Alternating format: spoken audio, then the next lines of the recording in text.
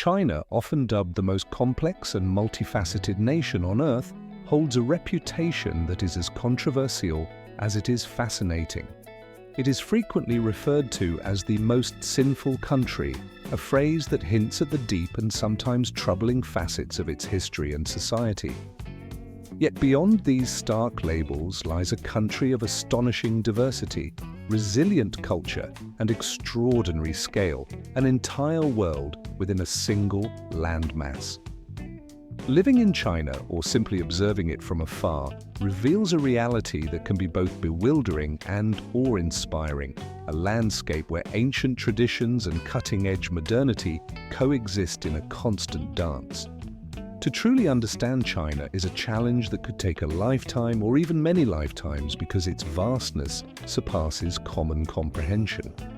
The country is so enormous that if it were placed on a map without borders, it could effortlessly swallow up the entirety of Europe.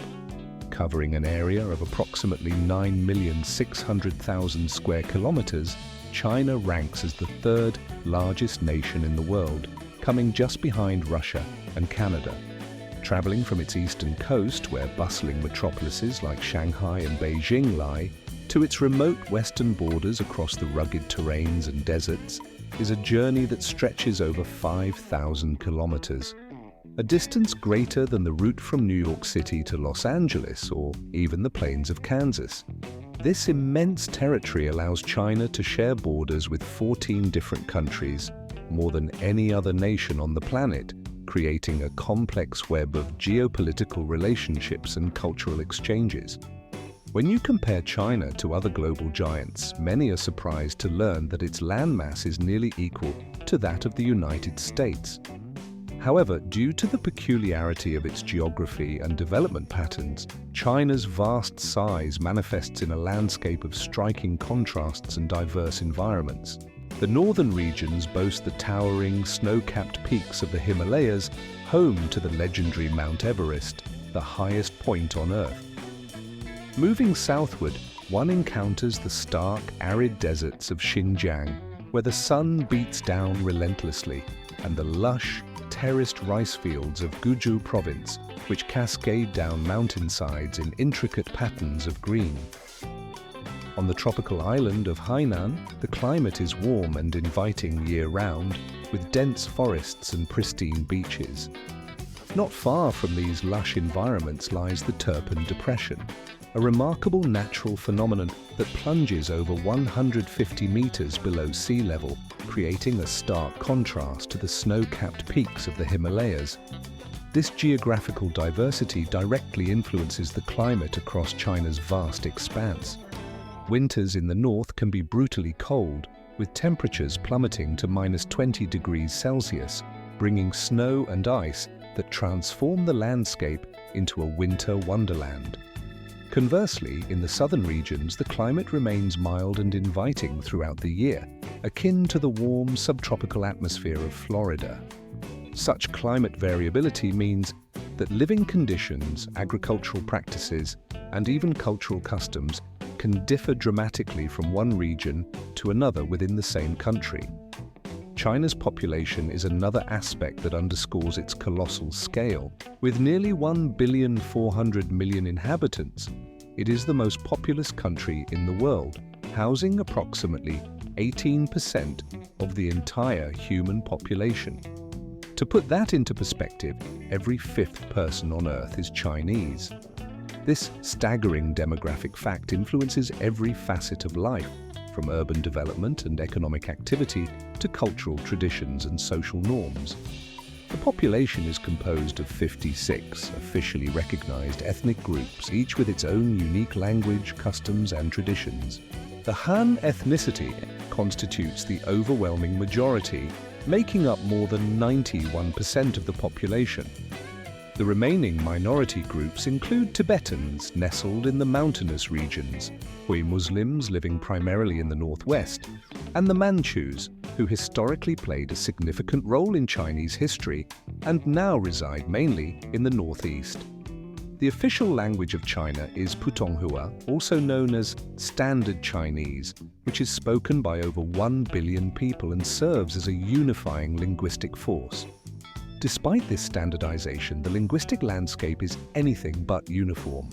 The country is home to dozens of regional dialects and local languages, some so distinct that a person from Shanghai might find it difficult to understand a native of Guangdong due to differences in pronunciation, vocabulary, and tone. For those who have studied Chinese, the complexity becomes even more apparent. A single Chinese character or hieroglyph can have more than 10 different pronunciations depending on context, tone, and regional variation.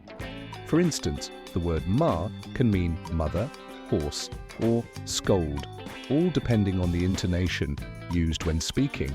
This linguistic intricacy illustrates not only the richness of Chinese language and culture, but also the challenges faced by learners and speakers alike. Looking back through history, China stands as one of the most ancient civilizations in the world, with a continuous history spanning more than 5,000 years. Its dynastic eras, most notably the Han, Tang, Song, and Ming, are remembered as times of immense cultural, technological, and artistic flourishing, leaving behind the moniker, the huge dragon of Asia, is no accident, for China's rapid and immense growth has earned it this striking nickname. But what exactly has fueled such an extraordinary transformation, turning this vast land into a powerhouse of innovation and development? The answer lies in a complex blend of historical resilience, economic reforms, and cultural shifts, which we will explore in detail in the 9th section. Stay with us as we delve into the factors that have propelled China onto the global stage in such a formidable way. Turning to another fascinating aspect of Chinese society, it is undeniable that many Chinese women hold a special place in international admiration. There is a long-standing appreciation for their gentle demeanor, refined elegance, and captivating beauty. Their appearance often features luminous, fair skin, slender and graceful figures, and facial features that embody harmony and balance, elements that reflect traditional East Asian aesthetic ideals. Yet what makes their beauty even more intriguing is the remarkable variation observed across different regions within China itself. Women from the northern parts of the country tend to be taller, with more pronounced and expressive facial features that convey strength and character. Conversely, women from the southern regions are often petite, with soft, delicate features that exude a gentle charm and prettiness. Regions such as Sichuan, Yunnan, and Shanghai have long been celebrated as havens where a particularly high concentration of enchanting women can be found, each with their own unique allure. But their attractiveness extends far beyond mere physical appearance. Chinese women possess an innate charm that combines elegance with poise, allowing them to navigate social situations with grace and tact. They are admired not only for their external beauty, but also for their inner qualities, traditional values rooted in filial piety, respect for family, and cultural decorum. At the same time, modern Chinese women embody a progressive spirit. They are hardworking, fiercely dedicated to their families, yet also independent and ambitious in their careers. In today's rapidly evolving society, especially in the bustling metropolises, an increasing number of women are striving for professional achievement. They take diligent care of their appearance, pursue personal growth, and maintain an open-minded approach toward love and marriage. These women are not shy about expressing their opinions, but they do so with gentle tact and considerate diplomacy. It is precisely this openness and confidence that have made many Chinese women increasingly receptive to international relationships. Over the past decade, statistics reveal that approximately 10,000 to 20,000 Chinese women marry foreigners each year.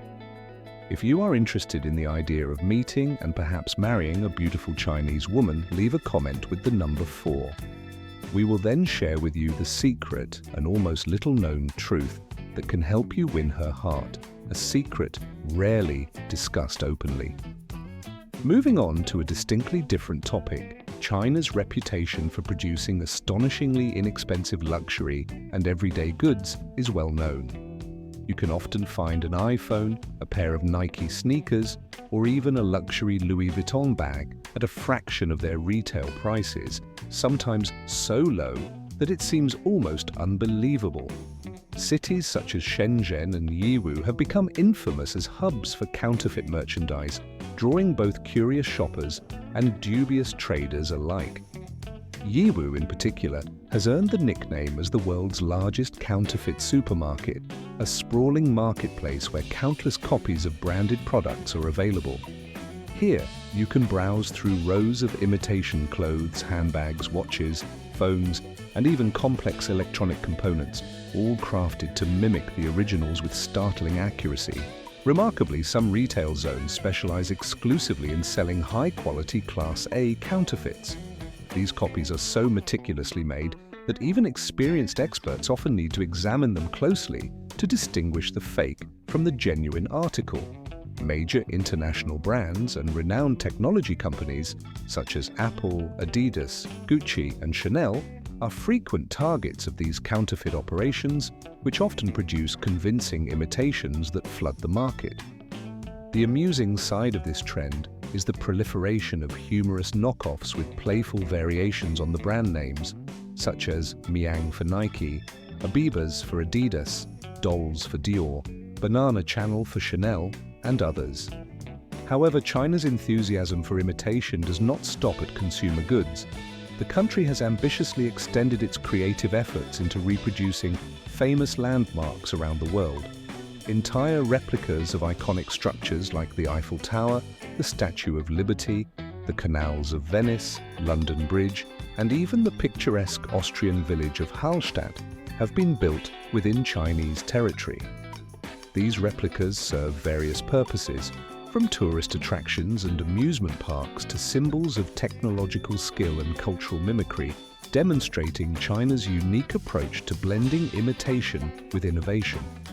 Despite ongoing disputes over copyright, these counterfeit copies continue to draw enormous crowds of local tourists eager to experience something familiar yet different. From a simple pair of sneakers to miniature versions of entire European cities, China has demonstrated a remarkable ability to replicate almost anything. The saying goes, if there's an original, you can make a copy, and in many cases these reproductions not only serve as affordable alternatives, but sometimes even outsell the authentic items. This phenomenon raises intriguing questions about the world of fakes. What do you think about it? Have you ever encountered something that felt painfully recognizable, yet subtly altered? If so, write the number 6 in the comments below as a way to connect with that shared experience of familiarity tinged with slight difference. But hold on, there is even more astonishing to discover. In China, there exists a market that surpasses even the world of counterfeit goods in its uniqueness and wonder: the marriage market. This fascinating aspect of Chinese social life is so intriguing that it warrants a special mention in a later fact, number 7, so be sure not to miss that. Turning to another aspect of China's rich and diverse living arrangements, it is astonishing to consider that more than 35 million people still dwell in caves. These traditional dwellings are especially prevalent in regions characterized by high mountain ranges such as Tibet and the western parts of the country. In these areas, it is not uncommon to see homes and temples perched atop mountain peaks or built into steep slopes, primarily as an ancient defense mechanism against floods and invaders. For instance, Piwa Mountain presents a striking example where houses and spiritual temples are directly constructed onto the cliffs of one of China's 5 sacred mountains. These structures offer breathtaking panoramic views and a naturally cool climate, making them both functional and visually stunning. In the rocky terrains of Guangxi and Sichuan provinces, villages like Penggan or the Huangxian Valley are nestled into the mountainsides, creating scenes so picturesque that they seem almost unreal. Visitors often find it hard to believe that local residents managed to carve out such homes in these rugged environments. The tranquil, almost magical beauty of these mountain villages imparts an otherworldly atmosphere that transports visitors to a realm far removed from everyday life, as if they have stepped into a different universe altogether. Moreover, there exists a lesser-known but equally fascinating facet of Chinese architecture: the traditional cave dwellings called yaodong. Over 35 million people still live in these distinctive homes, primarily on the forest plateau regions of Shaanxi, Shanxi and Gansu provinces. These dwellings are either directly carved into the hillside or constructed as arched structures from compacted soil, blending seamlessly into the natural landscape. Their unique shape allows them to retain heat during the cold winter months, while remaining cool throughout the hot summers, making them ideally suited for the region's often harsh climate. This ancient form of housing exemplifies ingenuity and adaptation, providing comfort and practicality in challenging conditions. Moving beyond these architectural marvels, China's digital landscape is equally fascinating. With a population of approximately 1,400,000,000 people, it is no surprise that China has developed a highly self-contained internet environment. The so-called Great Chinese Firewall, a term popularized by Western media, describes the advanced system of internet control implemented by the Chinese government. This vast and sophisticated network includes a combination of technical tools, legal regulations, and service controls designed to restrict access to certain online content. Its purpose is to prevent citizens from accessing information that the state considers inappropriate, harmful, or potentially destabilizing to national interests. The origins of this system date back to 1996, when it was launched under the name Project Golden Shield. Initially overseen by the Ministry of Public Security, control of the firewall was transferred in 2013 to the Cyberspace Administration of China. The firewall's operation involves a comprehensive blocking of specific websites and the filtering of unwanted content on otherwise accessible platforms. This meticulous shaping of the internet space ensures that online information aligns with government policies and standards, creating a controlled digital environment that functions as a separate, self-sufficient cyber realm.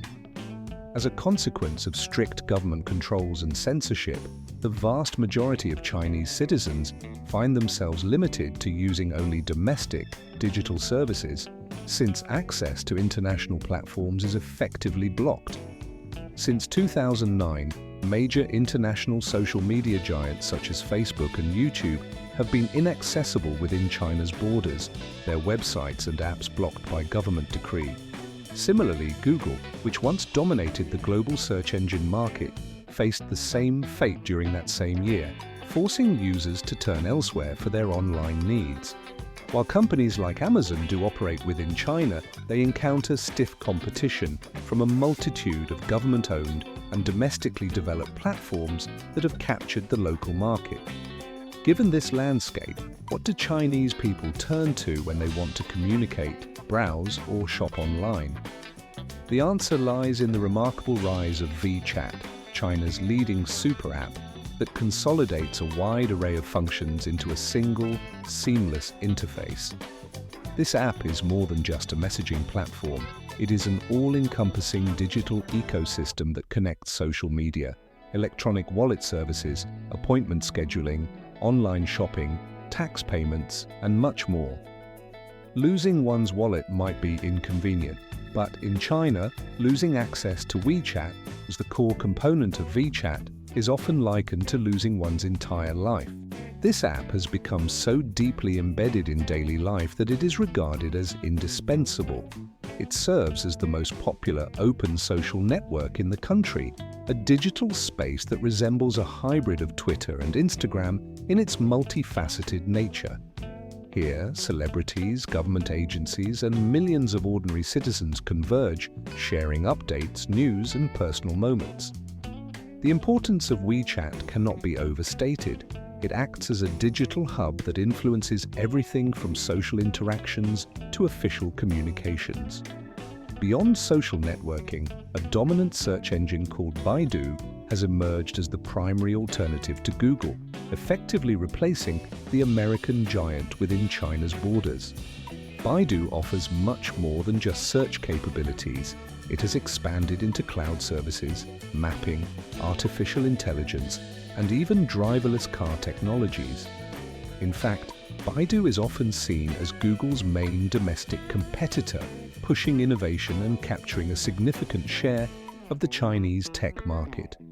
Despite the widespread presence of these platforms, many Chinese users rely daily on virtual private networks, or VPNs, and similar tools to circumvent the so-called Great Firewall and access blocked international sites.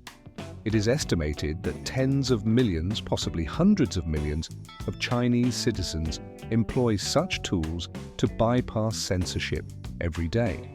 However, this practice is becoming increasingly difficult each year as the government continually upgrades its cyberspace governance infrastructure, tightening controls and making it harder to access foreign content. Given the state monopoly over internet regulation in China, it is no surprise that in a nation with a population of approximately 1,400,000,000 people, the digital landscape is tightly controlled. Political figures or celebrities can vanish from public view overnight if deemed undesirable, highlighting the swift and sometimes unpredictable nature of Chinese online life. Moving from the digital realm to cultural traditions, one finds the ancient practice of burning paper money, a ritual that has undergone significant modernization in recent years. Traditionally, the custom of burning paper offerings is rooted in the spiritual veneration of ancestors and the remembrance of the deceased. According to long-standing Chinese beliefs, burning paper representations of money, horses, clothing, houses, and other valuables serves as a symbolic transfer of material goods to the departed. The goal is to ensure that the spirits of the ancestors can enjoy a comfortable and prosperous existence in the afterlife, mirroring the material wealth they once possessed in life. In contemporary China, however, this age-old practice has evolved to reflect modern realities and technological advancements. Instead of simple paper bills or traditional objects, today's offerings often feature items that symbolize modern lifestyles: smartphones, tablets, laptops, luxury automobiles, and even multi-story villas. To keep pace with contemporary tastes and needs, the ritual now also includes representations of credit cards, bank statements showing balances in billions of yuan, and other symbols of wealth and status. Many believe that ancestors in the afterlife should also stay current with the times, embracing modern comforts and technological advancements. This shift has led to a booming industry that supplies ritual paper money and symbolic offerings, especially during major holidays like Qingming, the Tomb Sweeping Festival, and the Chinese New Year. During these times, the burning of paper money and symbolic objects reaches extraordinary levels. Reports estimate that Chinese citizens burn nearly 1,000 tons of paper offerings annually, generating a market valued at around $30 billion. The industry caters to a growing demand for these symbolic items, blending ancient customs with modern symbolism and reflecting the enduring importance of ancestral veneration in contemporary Chinese society. In addition to these cultural traditions, another unique social phenomenon highlights the ongoing tension between tradition and modernity: the specialized marriage market. This is a distinctive aspect of Chinese social life that vividly illustrates how age-old customs coexist with contemporary societal pressures. In many cities, parents gather in large parks, with Shanghai's People's Park serving as a prime, to facilitate the search for suitable marriage partners for their children. Many parents in China turn to a unique and somewhat traditional method. They set up special information boards. These boards, often displayed in public spaces or within the bustling markets, detail essential personal information such as the child's age, educational background, profession, income level, and what qualities they seek in a future spouse. Although the process might seem informal compared to modern dating practices, it functions effectively within the cultural context. The so-called laundry market, a colloquial term for these matchmaking spaces, attracts numerous participants each week. These gatherings are especially lively on weekends, when parents typically have more free time to engage in the search and discussion. Despite the advent and increasing popularity of online dating applications and platforms, China's traditional marriage market continues to flourish and maintain its relevance. Many parents perceive this method as a quick and efficient way to help their children find a compatible partner, believing it streamlines the process amid the busy lives of young people. Today's youth are often deeply immersed in their careers and personal pursuits, leaving them little time or social opportunity to actively seek out a life partner on their own. The marriage market, therefore, becomes a practical solution, offering a community-based approach that accelerates the matchmaking process. However, this involvement of parents in their children's romantic lives has sparked considerable debate and controversy. A significant number of young individuals feel overwhelmed or even uncomfortable about having their private details displayed publicly in such a manner. They perceive it as an intrusion into their personal space and a loss of independence. Although the younger generation increasingly desires to make their own choices regarding love and life, traditional parents often see their active participation as a necessary duty rooted in long-standing cultural values. These values emphasize the importance of family, filial piety, and the continuation of the family line, viewing marriage as a vital step toward fulfilling one's societal and familial obligations. This perspective is deeply ingrained in Chinese cultural norms where family harmony and procreation are often regarded as paramount. Adding to this complexity is the societal and demographic context, notably the gender imbalance that has been prevalent in China for decades. This imbalance, combined with societal pressures to marry by a certain age, often considered the milestone of adulthood, further intensifies the urgency and importance placed on finding a spouse. In this environment, the marriage market becomes not just a personal choice, but a social expectation, reinforcing traditional notions of duty and family continuity. Turning away from social customs to explore one of China's most remarkable historical sites, the tomb of the first emperor of China, Qin Shi Huang, lies hidden beneath the earth in Shanxi province. This monument stands as one of the most grandiose and enigmatic structures in human history, embodying both extraordinary craftsmanship and profound historical significance. Constructed after Qin Shi Huang unified China in 221 BC, his tomb is a testament to his desire for eternal dominance. For the Chinese people, victory in the earthly realm was seen as fleeting and temporary. Therefore, the emperor believed he needed to safeguard his power beyond death. This belief drove him to commission the creation of a vast underground mausoleum, designed not merely as a final resting place, but as a subterranean palace that would serve him in the afterlife. The tomb complex is famous for its life-size terracotta army, a formidable force of over 8,000 warriors meticulously crafted to be armed and ready for battle. These clay soldiers are positioned facing east, the direction from which enemies were believed to threaten the emperor. The construction of this elaborate army and the tomb itself spanned nearly 38 years, involving the labor of approximately 700,000 workers who dedicated their lives to this monumental project. The entire site covers an area of more than 213 hectares, and the depth of the tomb is equivalent to a 10-story building, making it an underground city of astonishing scale. This burial site is no ordinary tomb.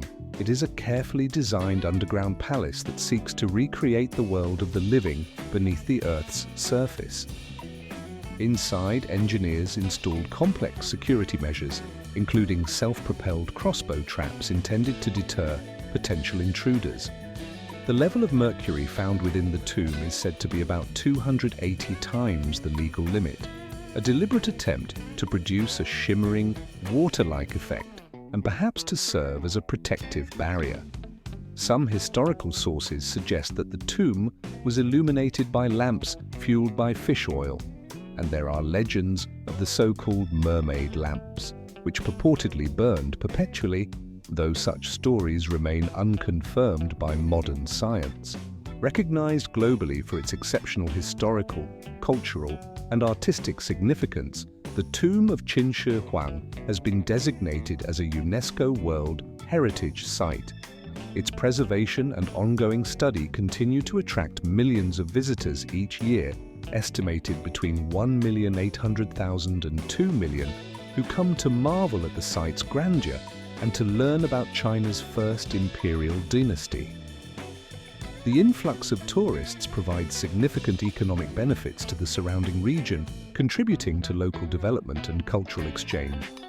Yet despite the extensive excavations and studies, the central core of Qin, even after more than 2 millennia have passed, the ancient monument continues to stand as one of the greatest enigmas in human history. It serves as an enduring testament to a once mighty empire, symbolizing the ambitions and achievements of a civilization that sought immortality through its monumental structures. This monument reflects the grandeur and the complex legacy of an emperor whose obsession with power and legacy left an indelible mark on history, inspiring awe and mystery that persist to this day. Moving from the distant past to the present, a different kind of cultural phenomenon has taken root in modern China, one that is often described as the 996 culture. This term refers to a work ethic characterized by 12-hour workdays, 6 days a week, from 9 in the morning until 9 in the evening. The phrase encapsulates a relentless and exaggerated sense of loyalty and dedication, where the boundaries between personal life and professional obligations blur almost to the point of disappearance. It is a culture that in many ways echoes the intensity of extreme dedication, but also reveals a troubling tendency to indoctrinate workers into believing that sacrificing their health, personal freedom, and leisure time is not only necessary but honorable. The recruitment process itself exemplifies these high expectations. Candidates under the age of 35 are required to possess an almost impossible combination of qualifications, multiple degrees, including at least 2 master's degrees and a doctoral degree, all before they even have a chance at securing a position. This intense scrutiny reflects the fierce competition among hundreds of thousands of recent graduates who annually await their turn to join the workforce. Conversely, individuals over 35 are often considered automatically eligible regardless of their experience or skills, even though labor laws strictly limit the standard work week to 44 hours. Yet once employed, workers find themselves trapped in a demanding schedule that extends well beyond legal limits, working from 9 in the morning until 9 at night, 6 days a week, and sometimes even around the clock, with some companies expecting employees to be available 24 hours a day, 7 days a week. Expressing dissatisfaction or attempting to resist the grueling schedule is generally met with silence or indifference, as the labor market is tightly controlled by powerful corporations. If a worker attempts to leave the company, they often face a line of eager replacements waiting to fill their position, rendering complaints or resignations nearly impossible. The workday does not end at the office. It often continues into the evening, where socializing takes on a coercive dimension. After hours, employees are coerced into participating in drinking sessions, where they are served potent alcohol, sometimes with alcohol content ranging from 30 to 60%. These sessions are not optional but enforced, with workers compelled to drink until their faces flush bright red, some suffering severe health consequences such as stomach bleeding or hospitalization. Refusing to partake is considered rude or a loss of face, risking not only social ostracism but also the loss of their jobs. In many instances, employees are compelled to sign confidentiality agreements to prevent the disclosure of the harsh realities of this work culture. Legal professionals are often hesitant to challenge the immense power wielded by these corporate giants. and many workers simply accept their circumstances, resigned to the systemic imbalance. Once celebrated as exemplars of innovation and progress, industry giants like Alibaba and Huawei once openly promoted the 996 schedule as a golden opportunity for success and growth. However, after conflicts with the Communist Party, due to the scale and influence of these corporations, they were compelled to publicly denounce such practices. Nonetheless, the underlying pressure remains pervasive. The post-pandemic economic downturn has only intensified these issues, as the number of highly skilled jobs has sharply declined. Many young professionals, exhausted by the relentless office grind, have resorted to alternative forms of employment, working as couriers on assembly lines, or even pretending to work while actually engaging in activities that allow them to escape the oppressive routines. Some arrive at their workplaces early in the morning, only to hide in libraries, parked cars, or rented rooms until the end of the workday, avoiding the relentless demands of their employers. Others, laid off and unable to return to their hometowns due to familial pressures or economic constraints, wander through parks in search of sporadic, poorly paid jobs, risking homelessness with every uncertain step. This pervasive work culture, which elevates productivity and profit above the lives, rights, and well-being of workers, is forcing China's young intellectuals and skilled labor force into a critical dilemma. They are confronted with a stark choice: to endure the nightmare of the 996 routine, or to be pushed out of the shrinking job market altogether, with only the faint hope of returning to their former companies, seeking at least a plate of food and a roof over their heads amid the collapsing economic landscape. Number 10. The Yangtze River, known locally as the Changjiang, is the longest river in Asia. It holds a distinguished place in the continent's geography and history, ranking as the third longest river in the entire world, stretching over approximately 6,000. The Yangtze River stretches over 6,000 kilometers, making it one of the longest waterways in the world.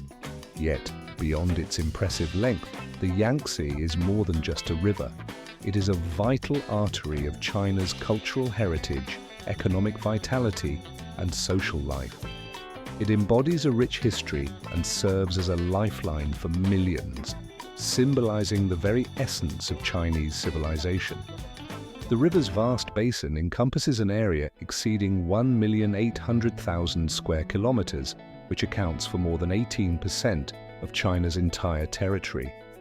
Within this expansive region, the Yangtze sustains the livelihoods of over 550 million people, roughly 40% of the nation's population, providing essential resources and opportunities for prosperity. This mighty river supplies fresh water crucial for drinking, agriculture, and industry, while also supporting abundant fish populations that sustain local diets.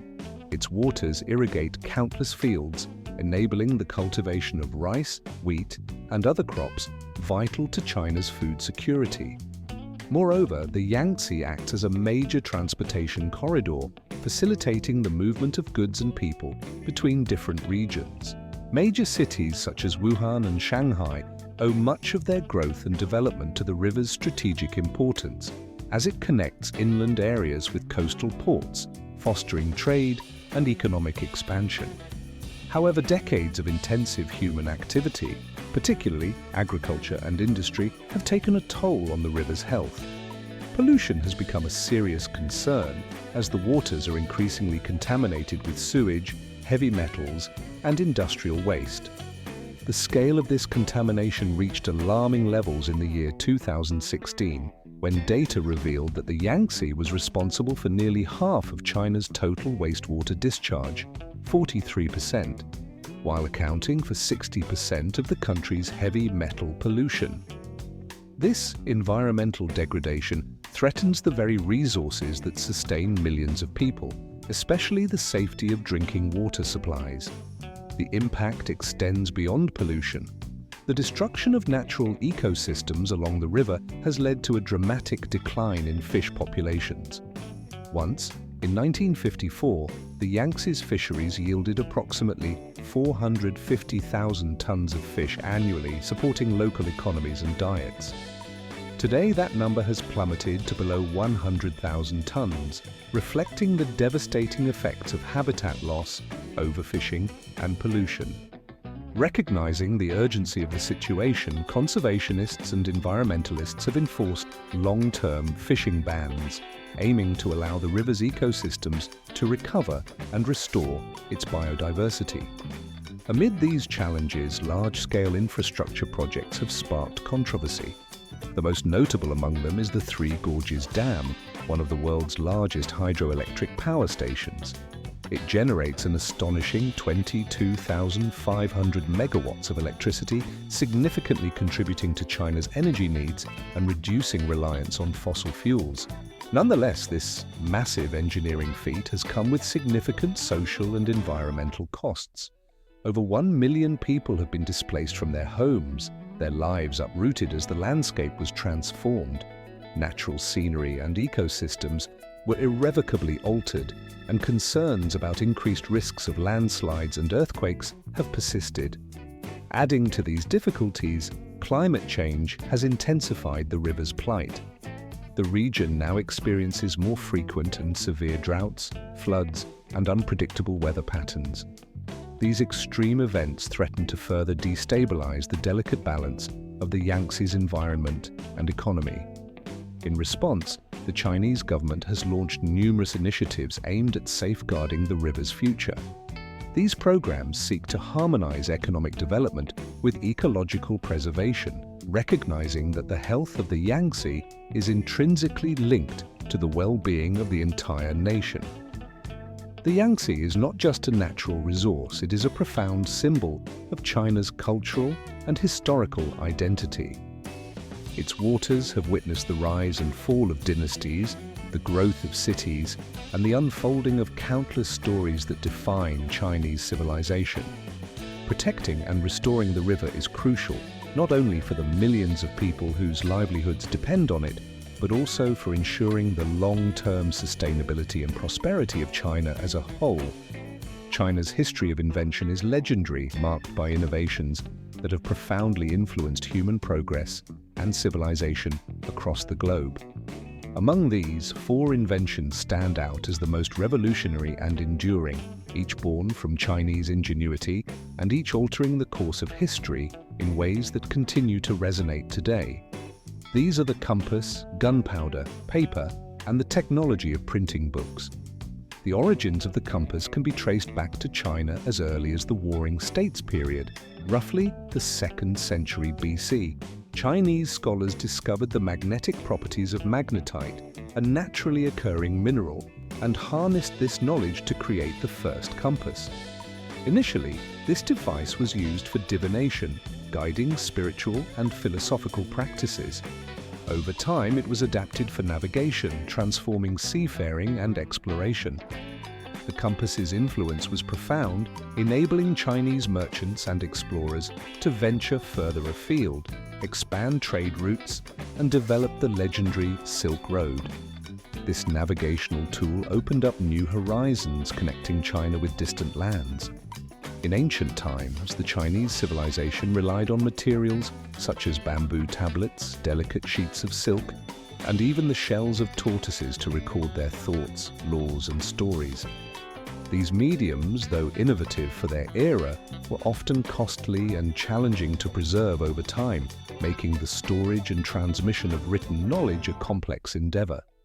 It was only around the 2nd century BC that the Chinese innovated the earliest forms of paper, a revolutionary development that would eventually transform the way humanity documents and disseminates information.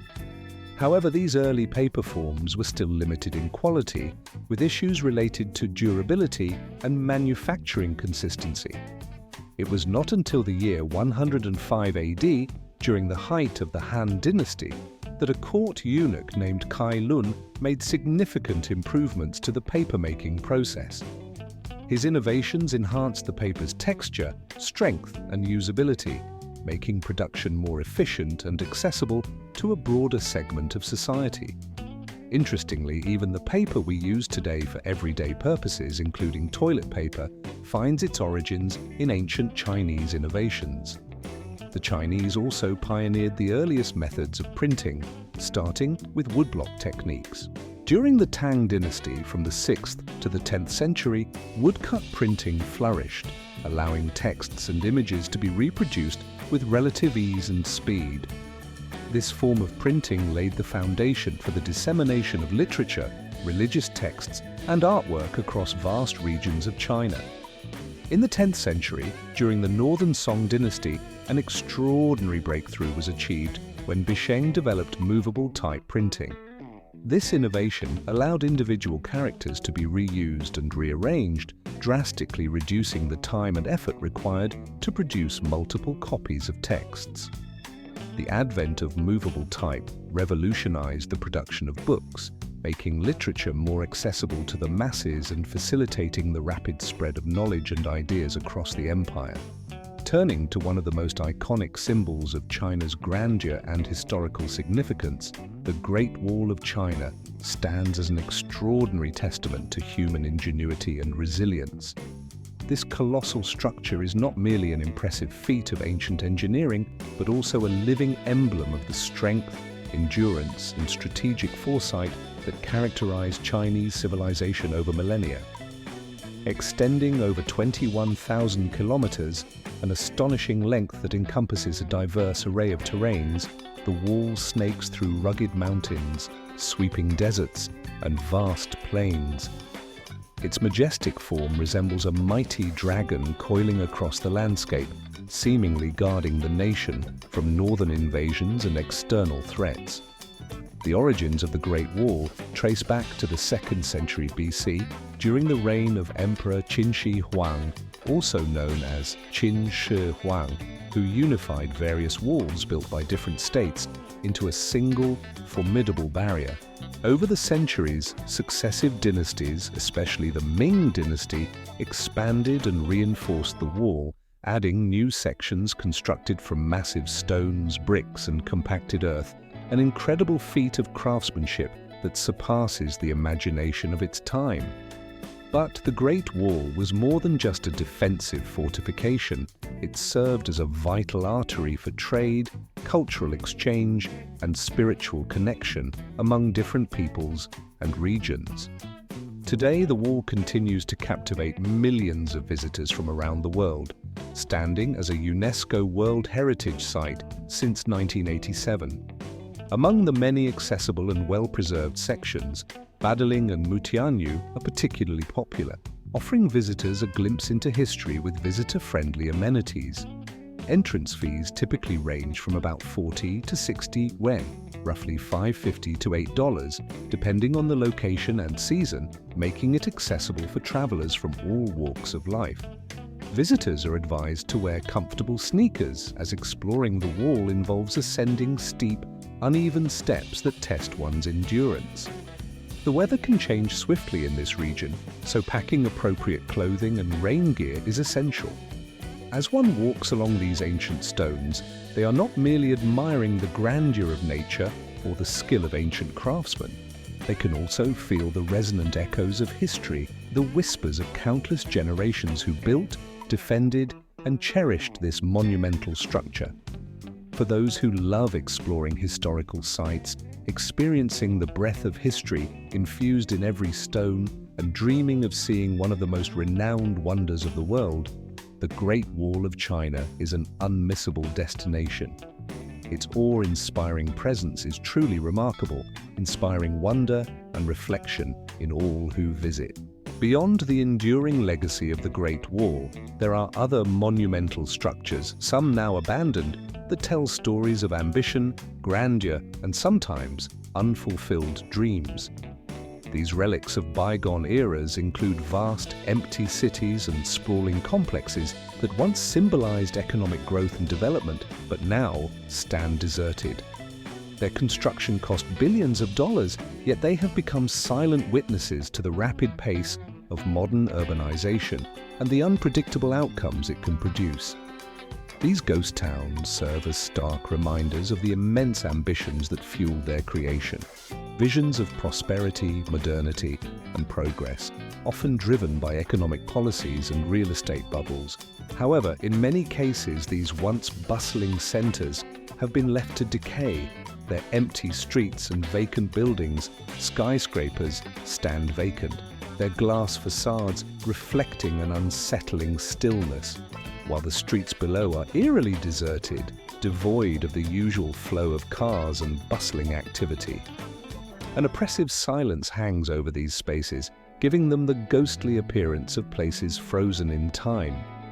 One such example is Ordos, a city conceived amidst the stark, barren landscapes of Inner Mongolia, built in the shadow of vast coal mines that stretch endlessly across the horizon.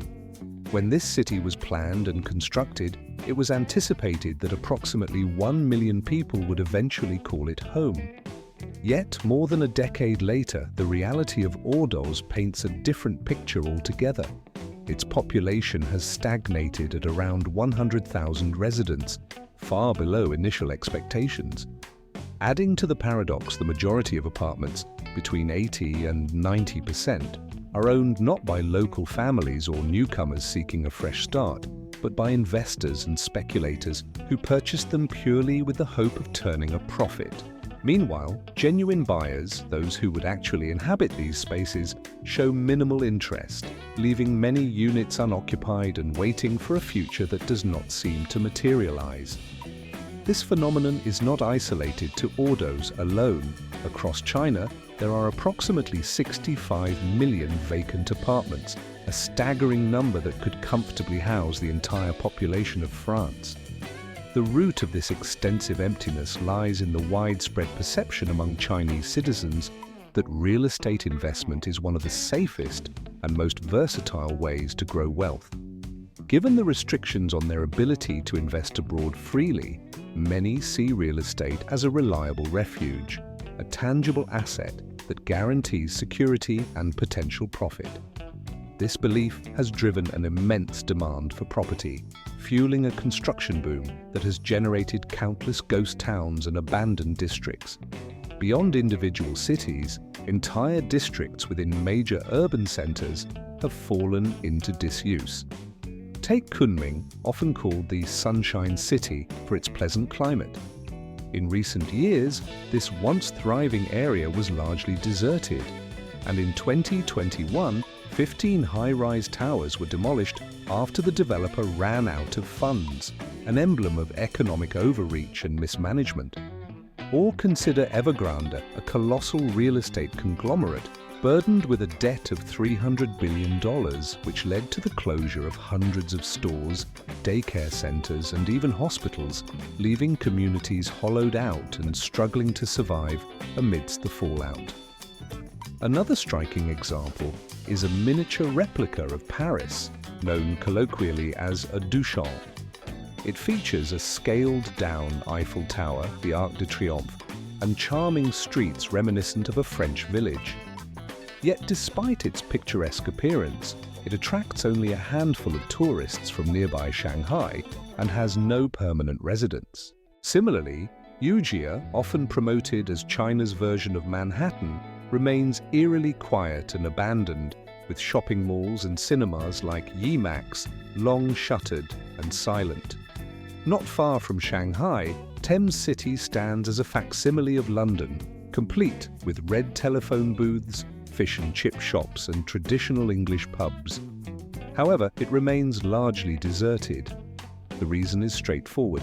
Students and teachers who might have been expected to inhabit such a place cannot afford the high housing costs, leaving the area empty and unused. Yet amid these stories of ghostly districts, there are also tales of revival. Chenggong in Yunnan province, for instance, managed to break the curse of abandonment. Originally, it was nothing more than a barren wasteland, a site designated for a city that never materialized. Today, during the winter months, it comes alive with energy and activity. Students from 7 nearby universities flock to Chenggong, transforming it into a bustling hub of youthful vitality. Stores like Zara and H&M open their doors, night markets buzz with life, and cozy cafes fill the streets with warmth and chatter, breathing new life into what was once a deserted construction site. Off the coast of Shanghai lies Pudong, a district that exemplifies the potential of determined development. During the 1990s, it was met with skepticism and derision. The renowned economic magazine The Economist famously dismissed it as a grandiose monument built for a dead pharaoh, criticizing its numerous empty buildings, 70% of which stood vacant in 1998. Despite this, the local government persisted, relocating government agencies and offering incentives to attract international businesses and investors. Their efforts paid off. By the year 2022, Pudong's gross domestic product surpassed $400 billion, and its population density even exceeded that of the bustling heart of Manhattan in New York City. These contrasting examples serve as compelling evidence that rapid economic growth driven by construction and real estate investment can serve as a powerful catalyst for development and prosperity. However, they also reveal the darker side of such growth, the catastrophic consequences of unchecked expansion. Entire cities and districts, abandoned and decaying, stand as stark reminders of the insatiable thirst for concrete and development. Only through a careful partnership between the state and the market, focused on sustainable number 14. Feng Shui, a profound practice deeply embedded in Chinese culture for over 1,000 years, remains an intriguing blend of mysticism and philosophy. It is often regarded as a spiritual science that harmonizes the energies of the universe with our earthly environment. Rooted in ancient Chinese thought, Feng Shui weaves together the principles of yin and yang, complementary forces that embody balance and duality alongside the 5 elements: wood, fire, earth, metal, and water. These elements are believed to interact dynamically, influencing the flow of spiritual energies, or qi, that permeate the land, buildings, and even individuals' lives. Many consider Feng Shui akin to a spiritual compass, guiding decisions about where to locate homes, offices, and burial sites, with the aim of attracting prosperity, health, and harmony. This practice is not merely about arranging furniture or selecting auspicious dates. It is an intricate system that reflects a profound understanding of natural forces and their mystical influence on human destiny. According to legend, the origins of Feng Shui trace back to the era of the Yellow Emperor, a legendary ruler who sought the counsel of a master, famed for his understanding of earth energies. The story tells that the Yellow Emperor tasked this master with identifying the dragon veins, subtle energy lines coursing beneath the Earth's surface, believed to be vital for the foundation of a harmonious palace. Success in this endeavor not only resulted in the construction of a magnificent imperial residence, but also contributed to the eventual unification of the empire, illustrating the profound impact Feng Shui was believed to have on the destiny of nations. Throughout subsequent centuries, especially during the flourishing Tang and Song dynasties, Feng Shui evolved into a sophisticated discipline, giving rise to numerous schools and schools of thought. Among these, notable branches such as Dragon Head, Li Qi, and Zhuangkong Feixing emerged, each emphasizing different techniques and philosophies for harnessing the Earth's energies. Today, Feng Shui continues to hold a prominent place in Chinese society, with master practitioners playing influential roles. For instance, Master Leon Taiwei, widely known in Hong Kong as Master Noan Feng Shui, has offered guidance to some of the city's wealthiest individuals, including billionaire Li Keqiang, as well as high-ranking political figures. Similarly, Master Sundalin is credited with transforming the fortunes of a prominent Hong Kong real estate magnate by simply altering the orientation of the main entrance, an act believed to redirect positive energy and bring about a more prosperous future. Despite skepticism from many outside the tradition, for Chinese businessmen and politicians, Feng Shui remains a vital tool, an art that can influence prosperity, success, and even the legacy of entire families. It serves as a bridge between the tangible and the mystical, guiding not only material wealth, but also safeguarding the well-being of future generations. As the saying goes, only those favored by fate are privy to its deepest secrets. And in the realm of feng shui, this mystical art continues to be a closely guarded, revered knowledge. Number 15. The one-child policy, implemented across China for over 35 years, has left an indelible mark on the nation's social fabric and long-term development. Introduced in 1980, this policy was a strategic response to the country's rapid population growth, aiming to prevent food shortages, alleviate pressure on resources, and support sustainable economic progress. The government believed that limiting families to a single child would stabilize demographic trends and facilitate modernization. However, after more than 3 decades of enforcement, the policy's far-reaching and often unintended consequences have become increasingly apparent, revealing a complex tapestry of social, economic, and cultural repercussions. One of the most significant effects has been the emergence of a generation of only children, young individuals who grew up without siblings, often bearing the heavy burden of caring for aging parents and grandparents. This phenomenon has created what is sometimes called the family of 4. 4 grandparents, 2 parents, and 1 child. This small family unit, while perhaps easier to manage in some respects, has also become an emotional and financial challenge, especially in a society where traditional filial piety and collective support systems are waning or insufficient. The responsibility placed on this single child to provide emotional support and financial security to an entire lineage has been immense, often leading to feelings of isolation and stress. Furthermore, the policy inadvertently fostered a profound gender imbalance rooted in deep-seated cultural preferences for sons, viewed historically as carriers of the family name and providers for old age.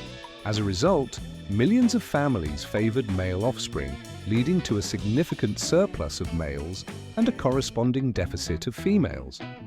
By the year 2050, projections indicated that nearly a third of China's population might be composed of individuals without siblings, and many men could find themselves unable to find wives, creating a demographic skew with potentially destabilizing social consequences. This imbalance threatens to produce a generation plagued by loneliness, depression, and frustration, with some experts warning of an increase in social unrest and criminal activity as a result. The economic implications are equally profound.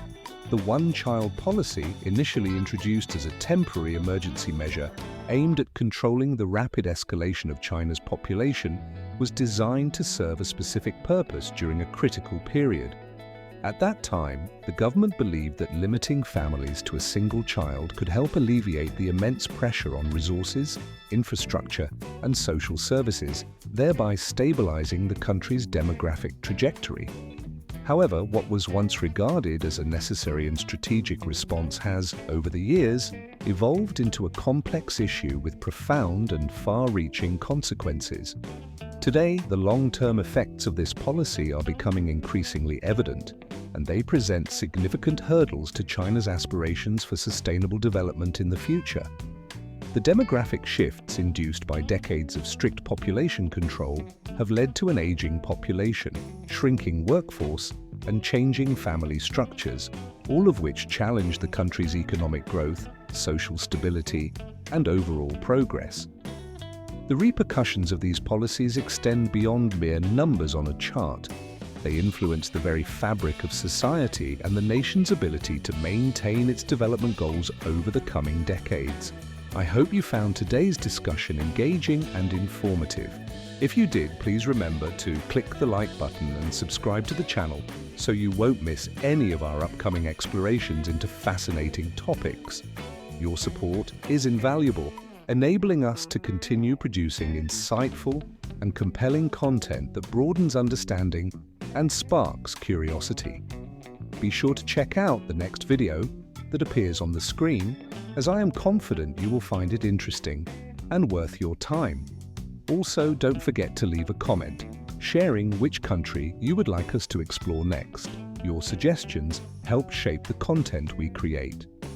Thank you very much for taking the time to watch, and I look forward to seeing you in the next video.